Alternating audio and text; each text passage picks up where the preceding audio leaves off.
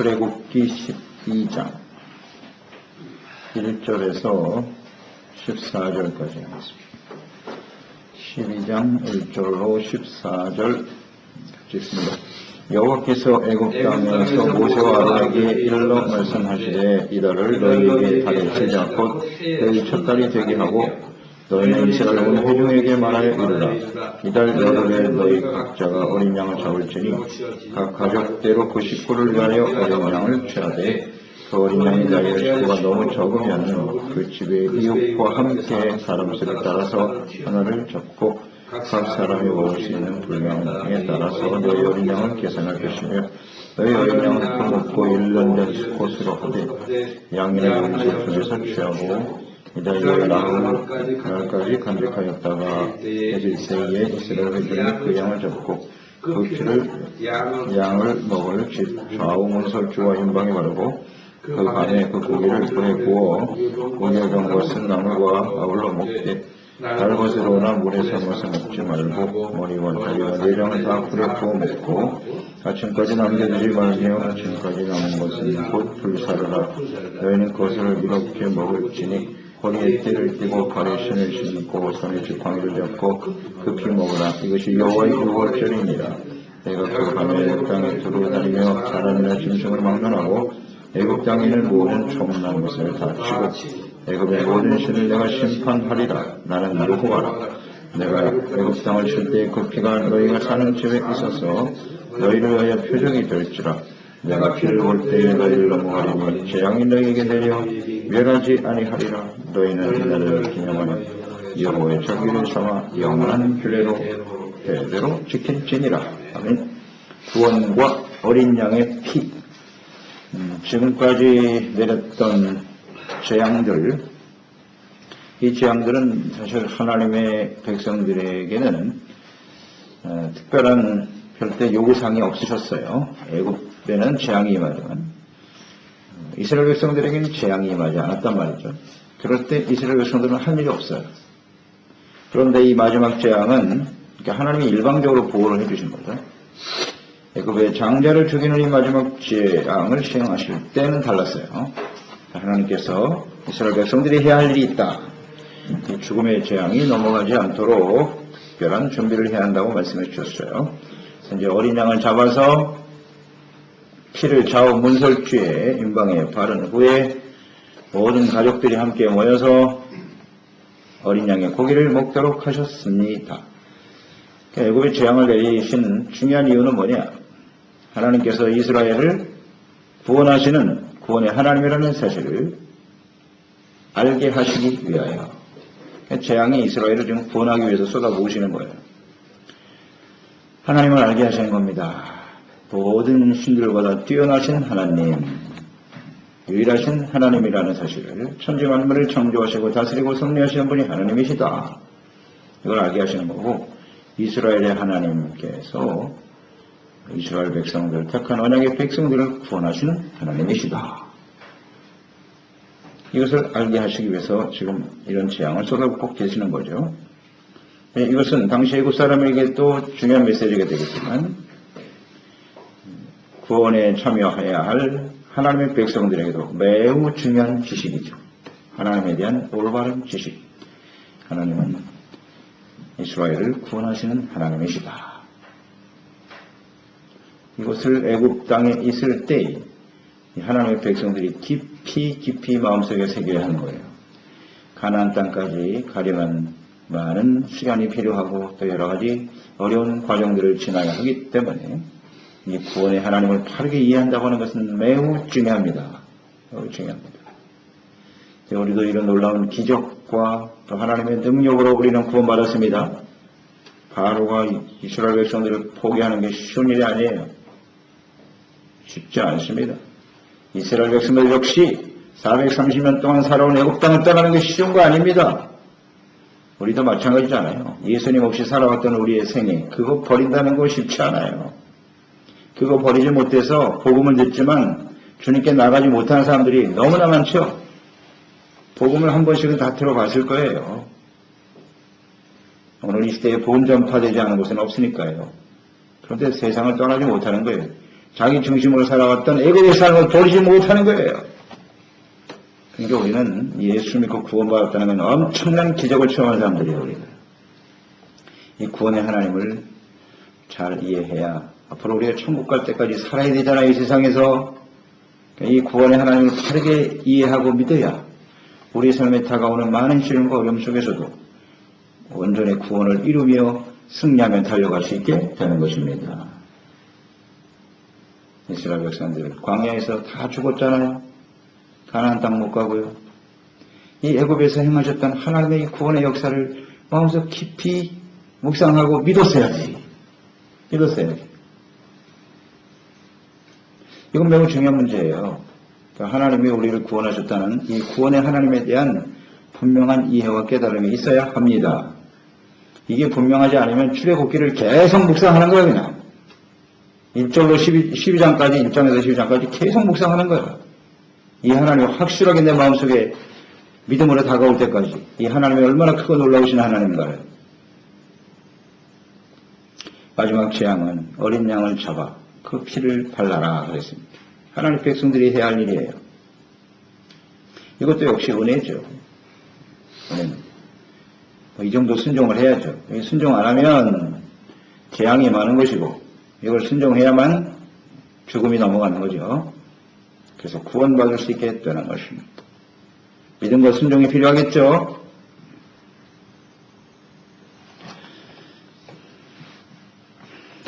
어린 양의 피를 바르고 고기를 먹어라. 이것은 어린 양 예수님의 십자가에서 흘리실 피죠. 깨뜨리실 몸이죠. 그를 통해서 구원을 이룰 것이라고 하는 예표. 이 어린 양을 잡으라고 6월절에 주신 이 약속의 말씀은 이미 그 하나님 마음속에 예수님이 계신 것이죠. 예수님이 이미 그 마음속에 계세요. 예수님을 통해서 구원하실 것이다.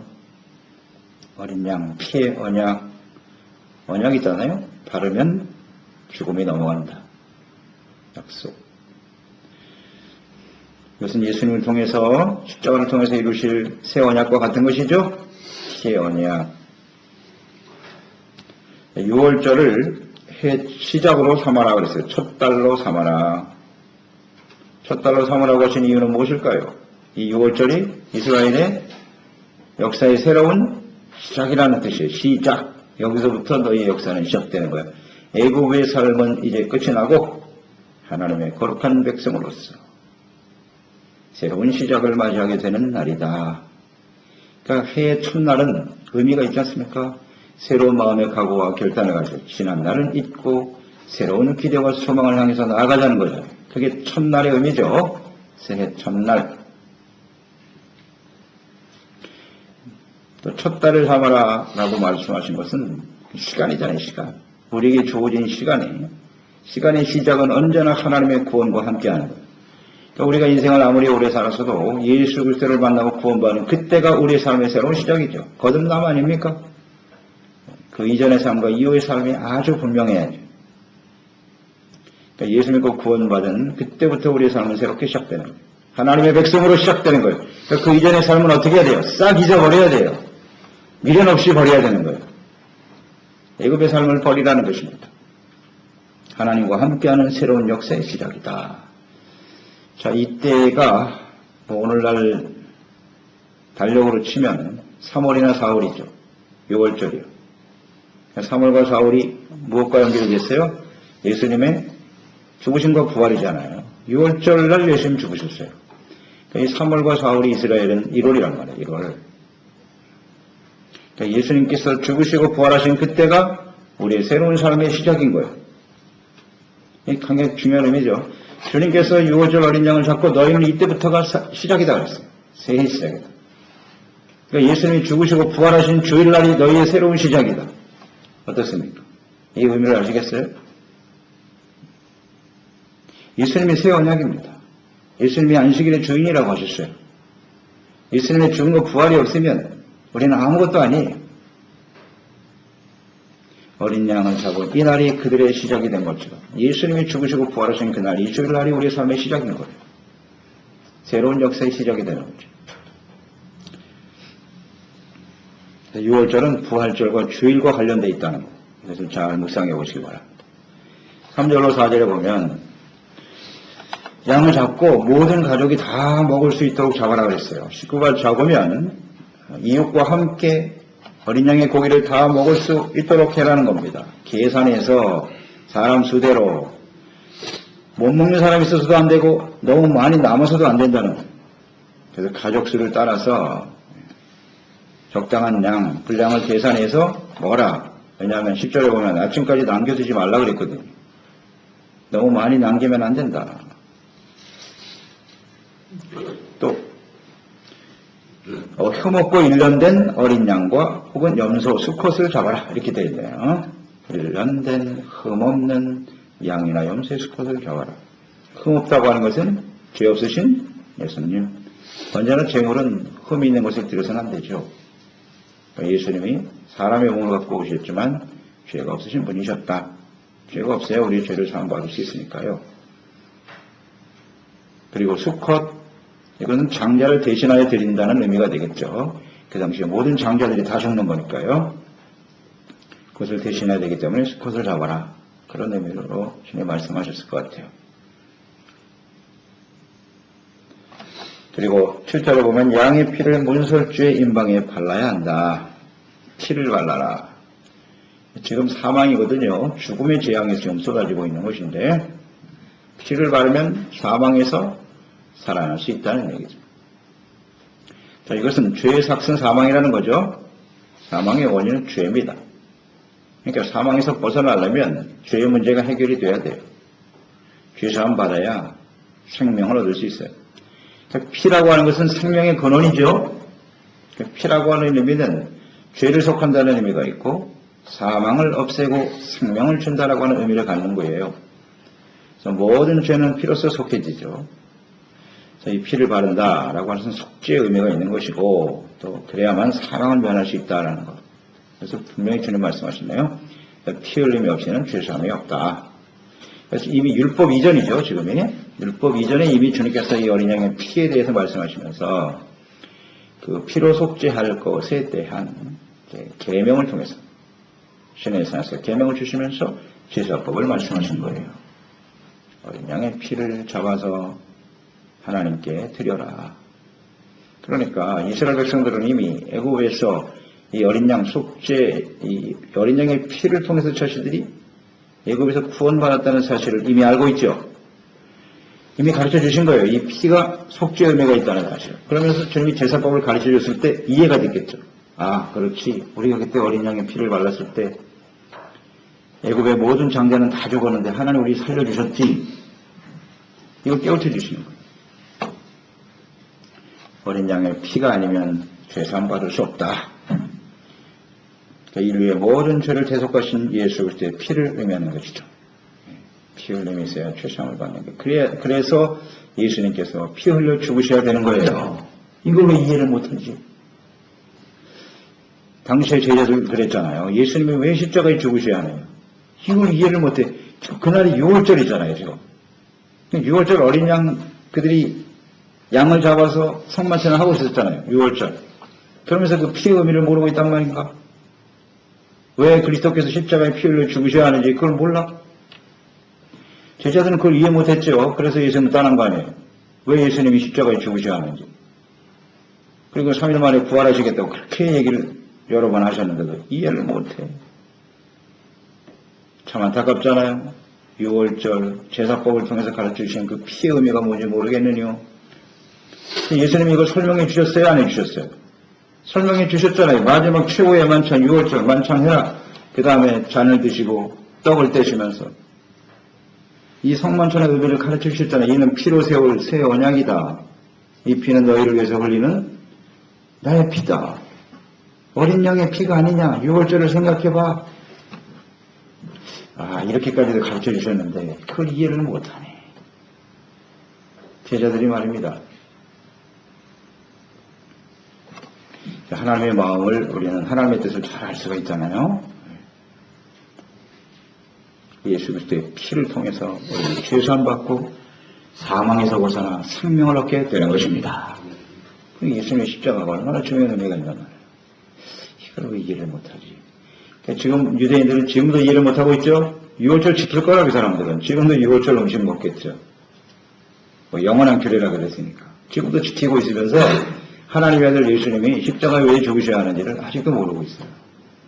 그러니까 이런 의미를 우리 가운데 깨닫게 해주시는 것은 이건 하나님의 놀라우신 은혜고 하나님께서 베푸신 기적과 같은 사실이에요. 사실. 이게 뭐 믿어지지가 않아요. 깨달아지지가 않습니다. 지금. 놀라운 은혜죠. 그 다음 쓴 나무를 먹어라. 쓴 나무는 무슨 것을 의미하는 것일까? 애굽에서의 노예로 살았던 그 고통의 시간, 혼란의 시간들을 기억하라는 것입니다. 그런 고통과 어려움 속에서 하나님께서 우리를 구원해 주셨도다. 잊지 말라는 거예요. 쓴 나무를 씹을 때마다 애굽에서의 고통의 시간을 생각하라. 그런 고통에서 하나님이 우리를 살려주셨지 구원의 은혜를 잊지 말라는 뜻이겠지요. 그래서 오늘날도 우리가 성만찬을 합니다만 그때 쓴 나물도 같이 먹었으면 좋겠어요. 우리도 쓴 걸 먹어가면서 우리가 예수 믿기 전에 당했던 그 고통이 얼마나 심각한 것인가를 마음속 깊이 깨닫고 그러니까 우리의 삶의 여정에 다가오는 많은 시련과 어려움들이 있을 수 있어요. 왜 하나님께서 이스라엘 백성들 애굽에서 고통당하게 하셨을까요?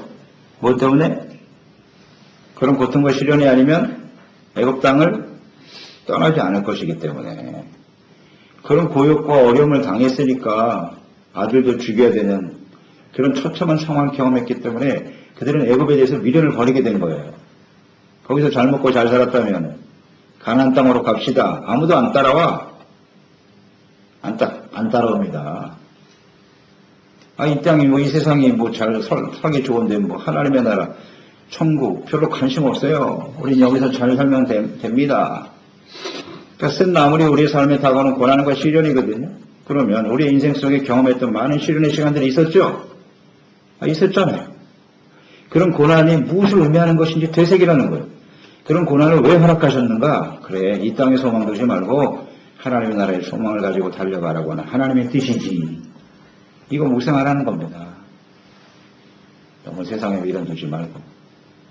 이게 하나님의 은혜 아니겠습니까? 또 어린 양을 불에 구워서 먹어라 그랬어요. 불에 구워 먹어라. 불에 구워 먹으라고 하는 것은 이제 번제의 의미가 되는 것이고요. 주님께서 제사법을 말씀하시면서 번제단에 구워드리라. 번제라고 하는 것은 온전한 헌신이죠. 예수님이 어린 양 예수께서 온전히 자신의 몸을 불태우는 십자가의 고난을 의미하는 것일 겁니다. 불에 태워서 고난받음으로써 생명과 구원을 얻게 된다라고 하는 그런 뜻을 가지고 하셨을 거예요. 구워 먹어라. 삶지도 말고 생으로 먹어서도 안 되고 불에 구워 먹어라. 그리고 10절에 보면 아침까지 절대 남기지 말라 그랬습니다. 그러니까 재물을 남기지 말라, 소홀히 여기지 말라는 겁니다. 그러니까 지금 이 어린 양을 먹는 것은 내가 배부르기 위해서 먹는 게 아니에요. 하나의 양식이기보다 물론 이제 애굽을 떠나서 광야를 향해 나가야 되기 때문에 힘도 필요하겠죠. 그러나 이것은 그냥 단순한 음식이 아니다. 먹고 배부르고 뭐 남기고 이런 개념의 음식이 아니고 이것은 하나님의 구원을 이루기 위한 하나님의 백성으로서 준비되어져야 된다는 거죠. 깨어서 준비해야 되는 중요한 구원의 의미가 있다는 걸 생각해라. 말하자면 우리가 성만찬을 대할 때 주님께서 고린도 교회가 이것을 제대로 지키지 못해가지고 어떤 사람은 나와서 성만찬 드릴 때 말이죠. 각자 자기 친히 가지고 왔잖아요. 돈 받는 사람은 음식을 많이 가져와가지고 먹고 마시고 거기서 술 취해가지고 그러고 있었다고. 근데 또 없는 사람 또 없어서 못 먹은 사람도 있어. 그러지 말라 그랬어요. 절대 그렇게 하는 거 아니다. 성만찬은 주님의 그 십자가 고난과 의미를 묵상하면서 함께 나누는 것이 중요한 것이지. 고난의 의미를 생각하는 거지. 먹고 배부르려고 하는 게 아니란 말이죠. 이게 그런 의미예요. 단순한 음식이 아니다. 하나님의 구원의 은혜를 깊이 묵상하는 시간이다. 라는 것을 주님께서 강조하시는 거죠. 그러니까 이 구원의 은혜를 소홀히 여겨서는 안 된다. 남기지 말라는 거예요. 남은 것은 다 불태워라. 그랬어요. 소각시켜버려라. 그래서 오늘도 우리가 성만찬할 때 남는 것을 다 잘 처리해야 돼요. 인간적인 생각으로 사용하면 안 되는 거예요. 소홀히 여기면 안 된다는 거예요. 의미가 있는 거죠. 그 다음 11절에 허리띠를 띠고 신을 신고 지팡이를 잡고 급하게 먹어라. 출애굽을 앞둔 백성들이 한시라도 지체하지 않도록 준비시키는 겁니다. 이것을 먹는 즉시 너희는 이 땅을 떠나야 된다는 거예요. 이제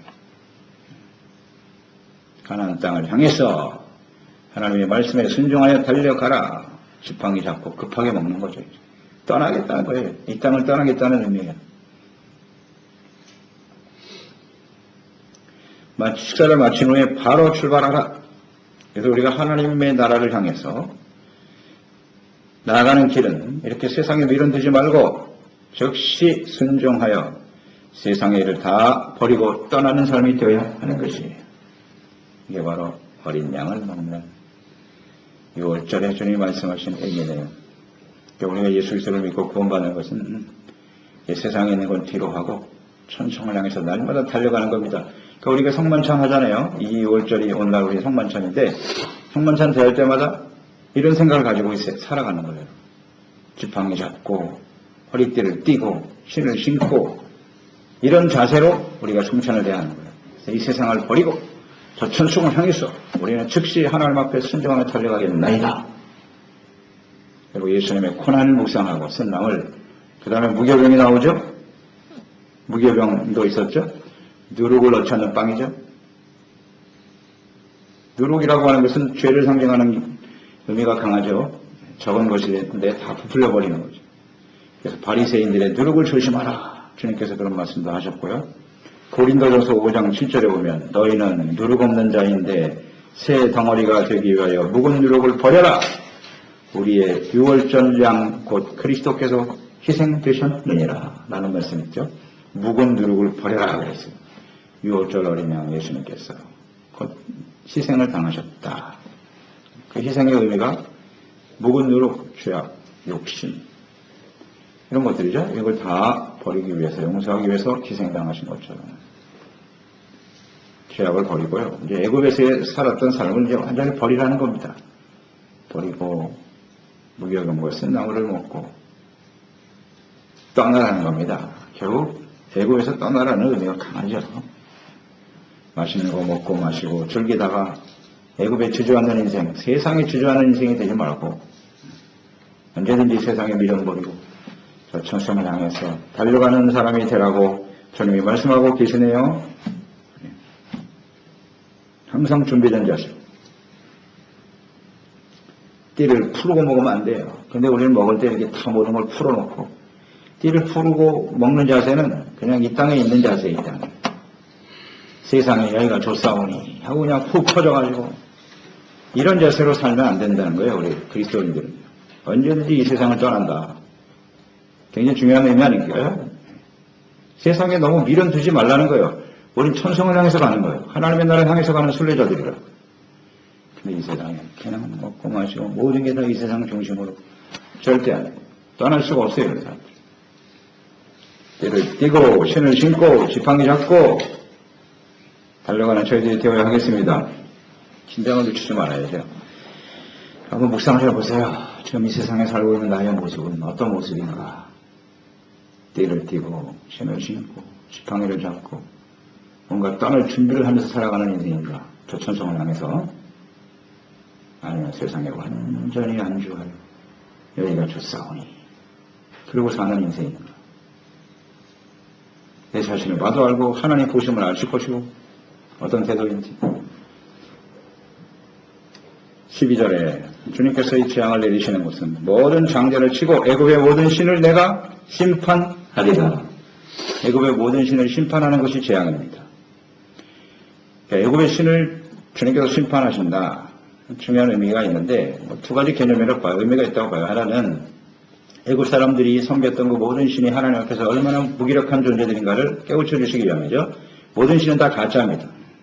하나님만이 유일하신 하나님이시다. 이것을 깨우쳐 주시기 위함인데 이런 재앙들이 지금 계속되면서 바로와 애굽 백성들이 굉장히 황폐화되었죠. 나라 거의 망한 상태에서도 계속 고집을 부리고 있다. 그 이면에는 이런 생각이 있을 거예요. 그들이 나름대로 섬겨온 신들이 있었잖아요. 그러니까 애굽이 엄청난 문화를 발전시켰는데요. 애굽의 문화는 대단하죠. 지금도 불가사의로 남는 그 피라미드 같은 거 보세요. 지금도 불가사의잖아. 어떻게 그런 일을 해낼 수 있었나? 분명히 그들은 나름대로의 지혜가 있고 문명을 발달시킨 사람인데 그 풍요한 삶이 모든 신들로부터 왔다고 생각했다고요. 그러니까 그 신에 대한 집착을 버리지 못하고 있는 거예요. 그러니까 여호와 하나님께서 뭐 재앙을 내리겠다고 말씀하셨을 때 바로와 애굽 백성들은 무슨 짓을 했을까요? 무슨 일을 했을 것 같습니까? 그냥 맹놓고 가만히 있었을까? 아닐 겁니다. 자기 나름대로의 신들을 불렀을 거예요. 거기 가서 제사를 드리고 가서 기도를 했을 거예요. 신이여 우리를 지켜주시고 구원해 주소서. 그런 일을 했겠지요. 당연히 했을 겁니다. 그런데 번번이 자신들이 드려지는 기도나 제사가 하나님의 그 재앙 앞에서 맥없이 무너지거든요. 이 마지막 재앙이 임할 때도 바로가 뭐 큰 소리치고 모세를 보면 죽이겠다고 소리쳤는데 그 이면에는 아직도 자신들의 신에 대한 이런 집착을 뭐 자기들 나름대로 믿음이겠죠. 그걸 버리지 못하고 있었을 거라고요. 그래도 마지막까지 우리 신이 우리를 지켜주겠지. 주님께서 깨뜨리시는 거죠. 그래서 모든 신을 내가 심판하리라. 그들이 믿고 있는 이 심판의 의미를 잘 묵상하면서 우리도 하나님 한 분만을 믿고 섬기는 사람이 되어야지 하나님이 아닌 다른 것을 뭔가 믿고 의지하는 게 있단 말이에요. 그런 게 다 우상이잖아요. 이것을 하나님께서 철저하게 깨뜨리신다고. 그러니까 우리에게 심판, 하나님의 심판의 의미, 이스라엘 백성들도 하나님 이외에 다른 걸 섬기면 그것이 심판의 원인이 됐어요. 우리의 삶 속에 다가오는 많은 시련과 어려움들은 우리가 하나님보다 더 섬기려고 하는, 믿고 의지하려고 하는 걸 철저히 깨시는 거라고요. 모든 신을 그랬으니까 하나님이 이 일로 인해서 깨끗하게 정리하시겠다는 겁니다. 그런 의미가 있을 거예요. 그리고 또 하나는 하나님의 백성들에 대한 생각일 거예요. 그러니까 이스라엘 백성들이 430년 동안 애굽에서 살았으니까 애굽 신의 영향을 받았을까요? 안 받았을까요? 엄청나게 많이 받았죠. 그걸 하나님이 근본적으로 깨트려 버리시는 겁니다. 우린 뭐 이제 장차 묵상하게 되겠죠. 그들이 신의 산에서 모세가 말씀 받으러 올라갔을 때 밑에서 무슨 짓 했어요? 금송아지 우상 만들었잖아요. 그게 다 애굽의 신이라고요. 거기서도 그러고 있어요. 홍해를 건넌 사람들이 말이에요. 하하, 이거 참. 10가지 재앙이 이렇게 쏟아지고 있는데 이걸 깨닫지 못하나. 22절 말씀은 대단히 중요한 의미예요. 애굽의 모든 신을 하나님이 심판하신다고 그랬잖아요. 그럼 그 신을 따르면 어떻게 되는 거예요, 자기들이? 그 하나님의 심판 가운데 떨어진다는 사실을 모르나? 그러니까 22절 말씀은 대단히 이 하나님의 백성들에게는 중요한 메시지라고요. 애굽의 신이 이렇게 무너지는구나. 그런데 하나님의 백성들이 이걸 깨닫지 못하고 툭 하면 애굽으로 돌아가자 그러고 금송아지에 우상 세워놓고 말이죠. 아이, 참. 그러니까 40년이 걸리는 거예요. 이거 깨끗하게 하나님이 털어내기 전까지는 너희는 절대로 가나안 땅에 못 들어간다는 거 아니에요. 굉장히 중요한 말씀이에요, 사실은요. 천국에 들어간다고 하는 것은요, 그렇게 호락호락 쉽게 아무데나 들어가는 게 아니에요. 세상에 있는 미련을 완전히 떨쳐버려야 돼요. 예수님의 그 십자가에 죽으신 피 흘림은 아주 중요한 의미가 있는 겁니다. 그러니까 어린 양 피를 바르고 이제 이스라엘 백성들이 애굽에서 나오는데요. 이것은 하나의 시작에 불과하죠. 완성이 아닙니다. 이제 시작이에요. 이제 시작이라고요. 그러니까 우리가 예수님과 구원받아 죄사함 받았다. 그것은 우리 그리스도인들의 삶의 시작일 뿐이에요. 시작이고 계속해서 하나님의 나라를 향해서 달려가야 될 사람들이란 말이죠. 이것을 우리는 생각해야 합니다. 애굽의 모든 신을 내가 심판하리라. 하나님의 뜻이에요. 하나님의 백성들이 아주 정확하게 깨닫고 이해했어야 될 부분이죠. 그리고 주님 말씀하십니다. 너희는 이날을 기념하여 여호와의 절기를 삼아 영원한 규례로 대대로 지켜라. 영원한 규례네요. 이 영원이라는 말이 중요하죠. 영원히 지켜야 될 규례인데 6월절. 그러면 우리는 지금도 지켜야 됩니까? 영원하다고 그랬으니까.